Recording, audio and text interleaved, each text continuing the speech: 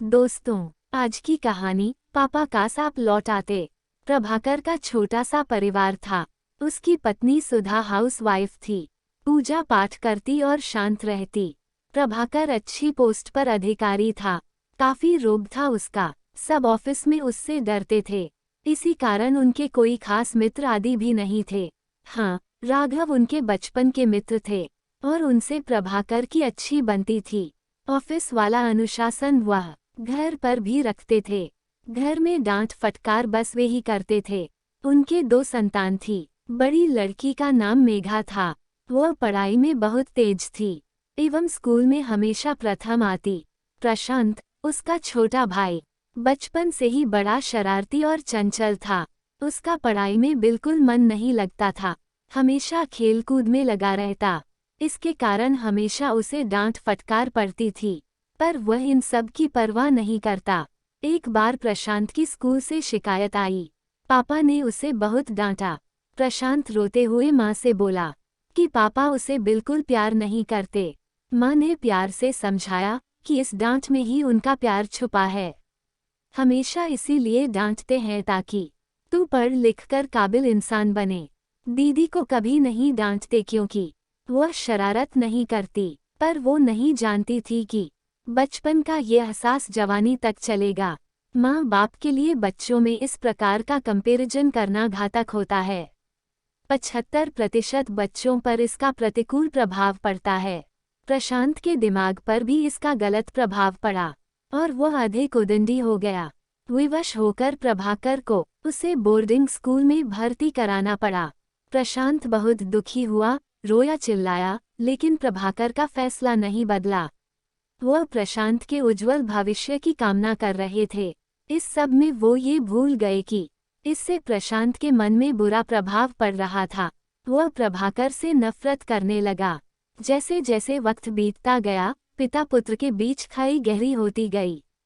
दूरियां इतनी बढ़ गई कि प्रभाकर जब बोर्डिंग स्कूल जाते, प्रशांत उनसे मिलने भी नहीं आता। प्रशांत अपने पिता से रिश्ता खत्म कर देना चाहता था, पर उसे यह मालूम नहीं था कि दिल के रिश्ते कभी खत्म नहीं होते, बस कभी कभी खामोश हो जाते हैं। उन पर धूल जमा हो जाती है। स्कूल के फादर ने प्रभाकर को बताया ही, प्रशांत पढ़ने लिखने में तो औसत है, पर खेलकूद, नाटक एवं अन्य प्रतियोगिताओं में अव्वल है। लेकिन प्रभाकर अपनी जिद पर अटल थे। वह मानते थे कि मात्र खेलने कूदने से सफलता हासिल नहीं होती। वह प्रशांत को अपने से भी बड़ा अधिकारी बनते हुए देखना चाहते थे। प्रभाकर भूल रहे थे कि बच्चों के भविष्य के निर्माण के लिए उन्हें स्वच्छंद पंछी की तरह उड़ान भरने के लिए सहारा मात्र देना चाहिए। दिन महीनों में बीते और महीने साल में। मेघा प्रतियोगिता में उत्तीर्ण आकर बैंक में लग गई, किंतु प्रशांत एक भी प्रतियोगिता में सफल नहीं हुआ। हालांकि अपने लंबे चौड़े कद व आकर्षक चेहरे की वजह से वह एक हीरो जैसा लगता था। स्कूल के दिनों में भी क्लास से ज्यादा वह रंगमंच में अभिनय करता और सबकी वाहवाही बटोरता। इसी कारण प्रशांत फिल्म इंस्टीट्यूट ज्वाइन करना चाहता था, पर प्रभाकर के सामने उसकी न चली। पिता पुत्र के झगड़े से क्लेश होता और एक दिन तंग आकर प्रशांत ने घर छोड़ दिया। माँ ने बहुत रोकने की कोशिश की, परंतु प्रभाकर ने उन्हें रोक लिया।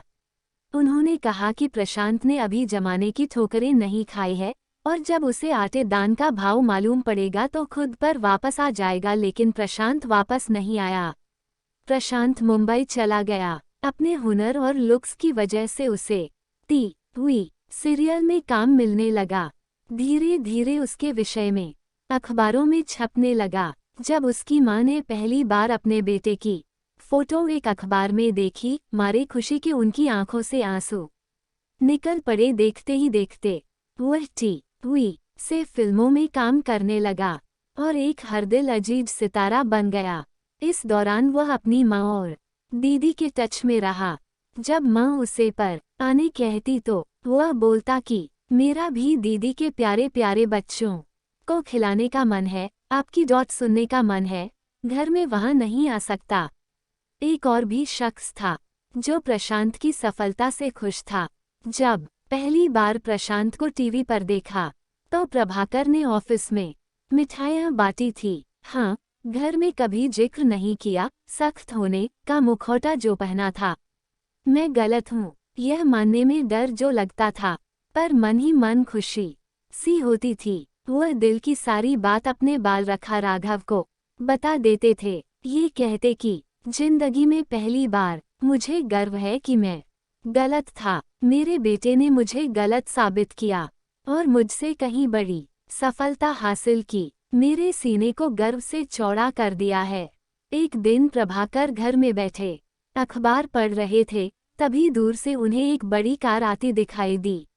उस कार ने उन्हीं के अहाते में प्रवेश किया और उसमें से सूट बूट पहना प्रशांत बाहर आया। उसने जब अपना काला चश्मा उतारकर प्रभाकर की तरफ देख तो उसकी आंखों में घमंड और गुस्सा दोनों थे। प्रभाकर से एक शब्द भी बोले बिना वह घर में घुस गया। घर में जैसे दिवाली जल दिया गई थी। पुत्र को देखकर माँ अपने आंसू नहीं रोक पा रही थी। उन्होंने उसकी बहन को भी बुला लिया। प्रशांत सबके लिए कुछ उपहार लाया था, परंतु पिता के लिए कुछ भी नहीं। कुछ पल बिताने के बाद वह उठकर खड़ा हो गया और दृढ़ आवाज में माँ से बोला, तुम मेरे साथ चलो। उसने ना ही पिता का जिक्र किया और कहा कि वह उनसे नहीं पूछेगा। सुधा स्वयं भी पुत्र के साथ रहकर उसका ख्याल रखना चाहती थी। यह हरे दिल से प्रभाकर के पास गई और हिचकिचाते हुए उनसे कुछ कहने लगी, पर इससे पहले वह कुछ कहती, प्रभाकर ने खुद ही कहा, तुम उसके साथ में जाओ, उसका ख्याल रखो बेटा। कितने साल से अकेला रह रहा है, उसकी फिक्र होती है मुझे। मैं साथ चल के उसका मूड खराब करना नहीं चाहता। मैं यहाँ ठीक रहेंगा, तुम कुछ दिन साथ रह के आओ। रात में प्रभाकर ने उन्हें खाना तो कर दिया, पर उनके दिल में कुछ अजीब सी घबराहट हो रही थी। उसने सुधा का फोन लगाया पर किसी ने उठाया नहीं। फोन तो हमेशा उठा लेती है, क्या हुआ होगा। वह अभी सोच ही रहे थे कि तभी एक अनजान नंबर से फोन आया। उस तरफ से घबराए आवाज ने उन्हें बताया कि प्रशांत की गाड़ी का एक्सीडेंट हो गया है। सुधा और प्रशांत दोनों हॉस्पिटल में एडमिट है। सुधा को कम चोट लगी है, परंतु प्रशांत क्रिटिकल कंडीशन में है। गाड़ी का स्टीयरिंग प्रशांत के पेट में घुस गया था। कुछ देर के लिए प्रभाकर का दिमाग सुन्न पड़ गया। जैसे जैसे हिम्मत बटोरकर वो हॉस्पिटल पहुंचा। करीब 10 दिन बाद प्रशांत को होश आया।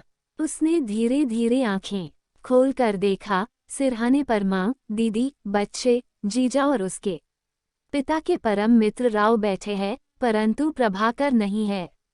ना चाहकर भी उसे बुरा लगा। बहुत साल तक अपने आप को यह कहने के बावजूद कि उसके पिता उसके दुश्मन है, आज मुसीबत के पल में उसकी आंखें उन्हें ही ढूंढ रही थी।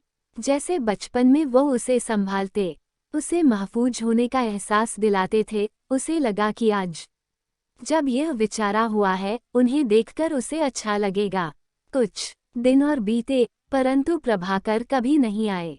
धीरे धीरे प्रशांत की क्षमता लौट आई और उसका पिता के लिए क्रोध भी लौट आया। कितना घमंडी आदमी है मेरा बाप, वह सोचता था। जिस दिन प्रशांत डिस्चार्ज हुआ, उसे लेने रापद आए। रास्ते में उन्होंने बताया कि उन्हें उसकी फिल्में बहुत पसंद है। वह और प्रभाकर मिलकर उसकी सारी फिल्में और प्रोग्राम्स देखते थे। इसके बाद प्रभाकर घंटों उसकी बात करते हैं। कितना अच्छा एक्टिंग करता है। झगड़ा करके गया था, लेकिन खुद से कुछ बनकर दिखाया। वह कहते, राघव ने बताया कि उन्होंने कभी प्रभाकर को इतना खुश नहीं देखा था। देखते ही देखते घर आ गया। प्रशांत स्टिक के सहारे गाड़ी से उतरा। ना चाहकर भी उसकी नज़र लॉन में पड़ी कुर्सियों पर गई, जहां उसके पिता अक्सर चाय की चुस्की के बीच अखबार पढ़ा करते थे। जाने क्यों वो उन्हें देखना चाहता था। वह अब भी उनसे नाराज था, पर आज पहली बार दिल खोलकर सब कुछ कह देना चाहता था।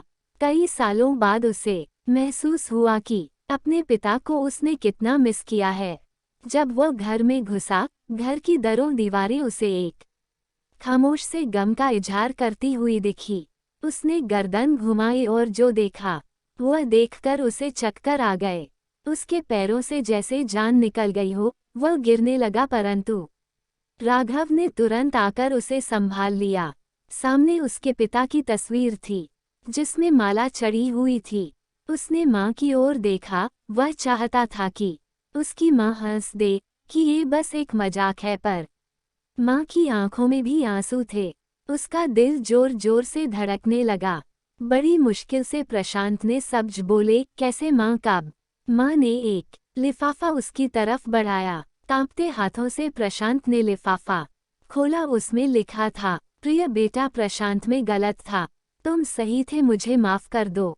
मैं तुम्हारी प्रतिभा को समझ नहीं पाया। तुम्हारे साथ कंधे से कंधा मिलाकर चलने की जगह मैंने तुम्हें छोड़ दिया। उस दिन जब तुम घर छोड़कर जा रहे थे, मैं तुम्हें रोकना चाहता था। मुझे लगा जैसे मेरे दिल का टुकड़ा मुझसे दूर जा रहा है, पर मैंने अपने घमंड की हावी होने दिया और तुम्हें जाने दिया। बेटा मुझे माफ करना, सच में तुम इतने बड़े स्टार बनोगे मैंने कभी कल्पना नहीं की थी। शायद मैं इतना ऊंचा सोचने काबिल ही नहीं था। तुमने सच में मुझे हरा दिया, लेकिन इसमें भी कहीं मेरी जीत है।